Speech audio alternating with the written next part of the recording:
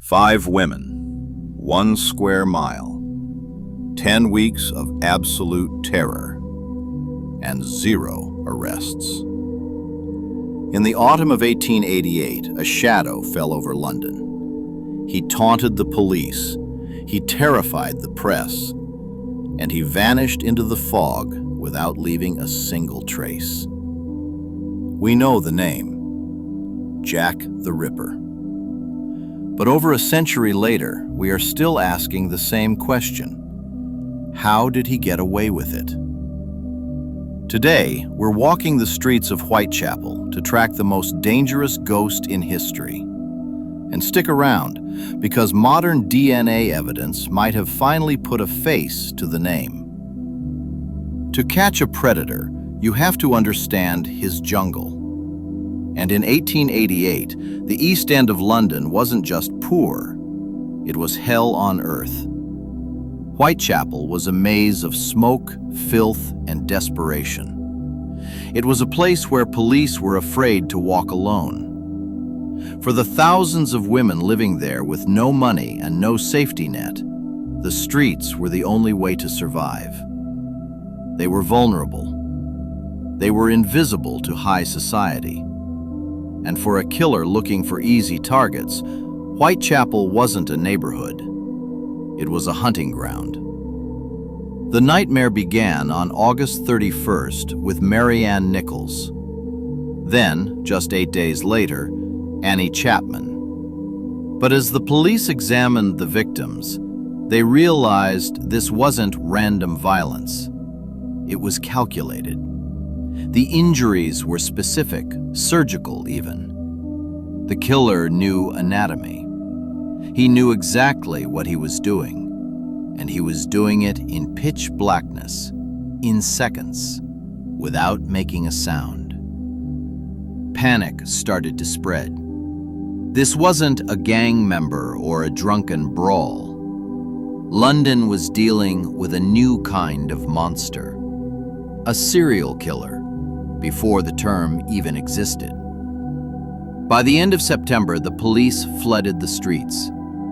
They thought they had the area locked down. But on September 30th, the Ripper decided to mock them. He didn't just strike once, he struck twice. It started at 1 a.m. Elizabeth Stride is found in a dark yard. But something is different.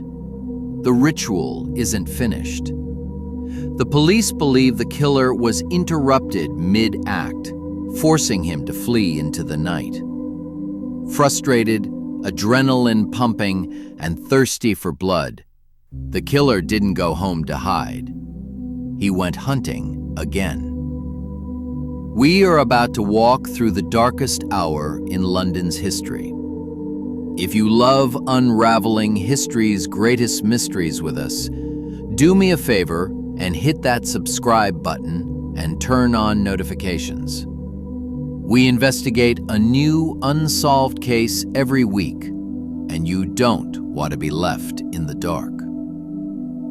Less than 45 minutes after fleeing the first scene, and less than a mile away, the Ripper found Catherine Eddowes in Mitre Square. This time, there was no interruption. This time, he finished what he started. By the next morning, the press received a letter written in red ink, signed by a name that would live forever: Jack the Ripper. Whether the letter was real or a hoax, the name stuck. The city was in total hysteria. For a month, silence. The city held its breath. Then, on November 9th, the Ripper changed the game one last time. He stopped killing on the street. Mary Jane Kelly was murdered in her own rented room.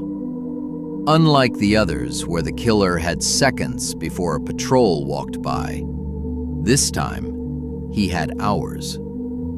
I won't describe the scene found inside Miller's Court, but seasoned police officers were physically sickened by what they saw. It was the crescendo of his madness.